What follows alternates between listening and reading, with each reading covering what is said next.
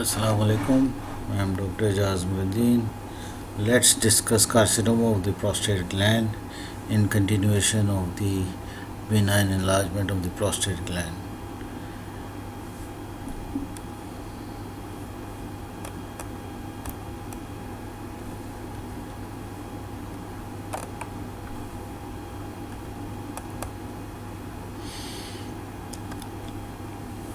As we see, the enlargement of the prostate is in the age group of fifth decade or sixth decade or above. So most of the it is mostly common in males above 65 years of age. Exact etiology is unknown, as the cancer everywhere. The family tendency is present. If a father has had the mark of surgery for carcinoma prostate, or if there is a history of carcinoma prostate in the family, there is more tendency to develop the carcinoma. Malignancy is mostly in the peripheral zone. Prostatectomy for BPH not useful for carcinoma.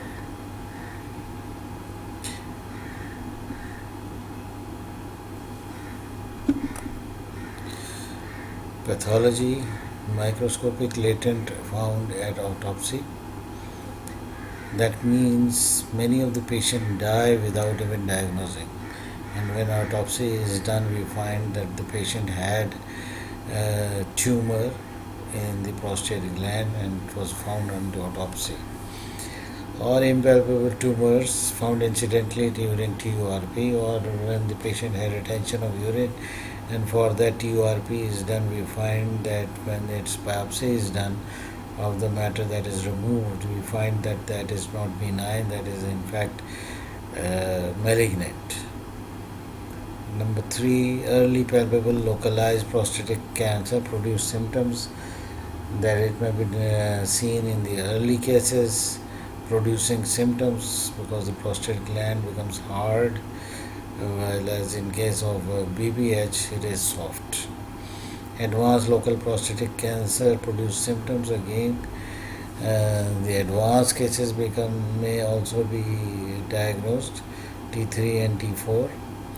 We would see the TNM classification in आगे हम देखेंगे. And the metastatic disease T3 to 4 again.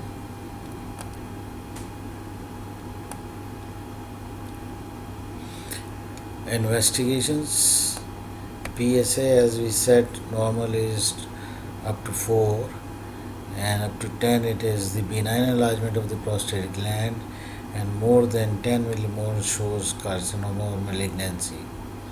And if it is more than 35, that it shows highly advanced prostatic cancer. Histological appearance: adenocarcinoma, it is less differentiated. Gleason score is 2 to 10. Local spread: whenever we are discussing the malignancy or a tumor, we always discuss the spread of the tumor. So there is local spread. Local means to the organs near it, near to the prostate gland, upward to the seminal vesicle, bladder, or the trigone. Sphincter mechanism is disturbed. One or both ureters may be disturbed or approached by the cancer cells, and it may cause anuria. Rectal stenosis: in the rectum it may cause stenosis and may again cause problem with the fecal defecation. Then the blood spread: through the blood the cancer cells may go to the bones, prostate gland itself, the other parts of the prostate gland, breast, bronchus, thyroid gland, pelvic bone, rib cage, skull, lumbar vertebra. So through the blood it may go to any of the bones or breast or other parts of the prostate, that is from one lobe to the other lobe. Then lymphatic spread: by the lymphatic spread it may go to the obturator fossa, internal iliac veins, seminal vesicles, vas deferens, and external iliac lymph nodes to the supraclavicular lymph nodes. We should always examine for the different lymph nodes in the body when we are looking at a patient of carcinoma, whatever carcinoma, and especially in the supraclavicular fossa.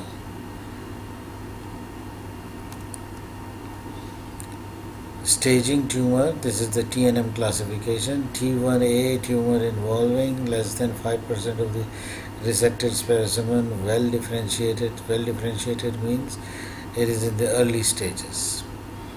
T1B tumor involving 5% of the resected specimen, and that is more than the first one.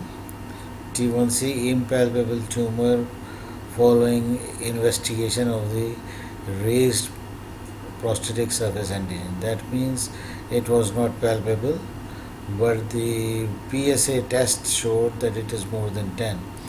That was the reason for doing the surgery or the biopsy. T2A suspicion nodule within prostatic capsule as per rectal examination 1 nodule. That means the tumor has not gone beyond the capsule of the prostate gland and it is suspicious.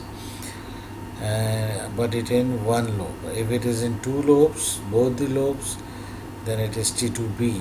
And if it is T3 extending through the capsule to other organs such as the seminal vesicles, unilaterally or bilaterally, or T4 fixed invading adjacent structures such as seminal vesicles, rectum, pelvic wall, etc.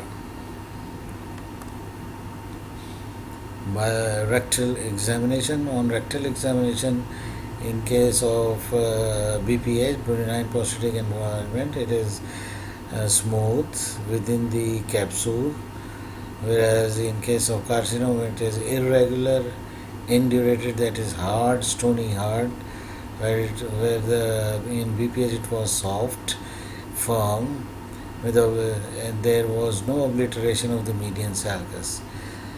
Whereas in carcinoma of the prostate gland, we find that the median sulcus is obliterated and the margin of the prostate gland goes beyond the bladder margins. Whereas in BPH, it was not going beyond the bladder margins. Prostatic biopsy, transurethral biopsy using automated gun may be done. Investigations, further investigation, general blood tests such as thrombocytopenia, that is platelet deficiencies, fibrinogen degradation products, low hemoglobin, blood urea, high blood urea, and creatinine. That is shows the CRF. Because of the carcinoma of the prostate gland, patient also developed the chronic renal failure. So there is high urea, high creatinine, and infection sidewise, that shows the low hemoglobin or loss of blood. Then the liver function test shows high alkaline phosphatase.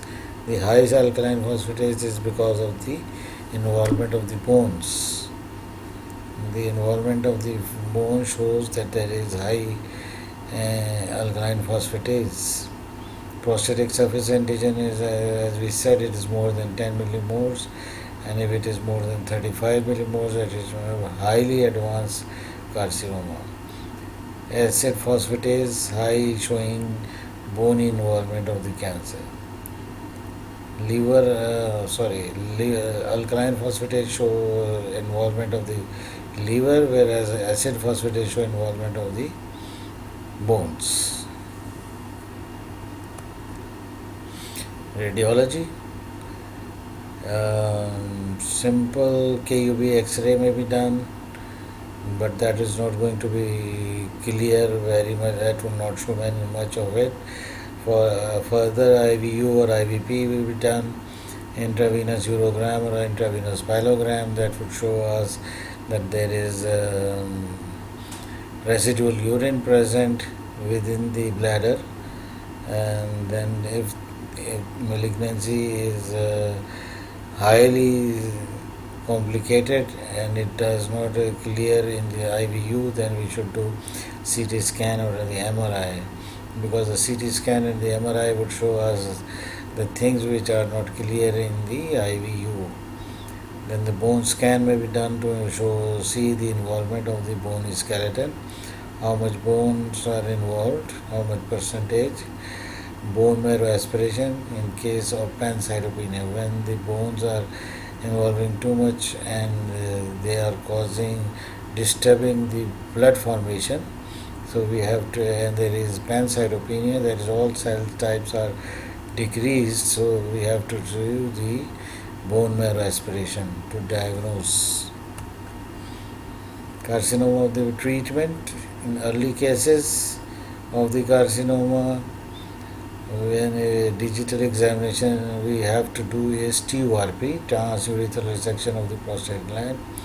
That is, we pass the fiber optic instrument, they cut the prostate gland, and then 6 monthly we do the digital examination up to 5 years. And PSA monitoring is done so that we keep an eye on check whether the tumor has regressed or it is developing again.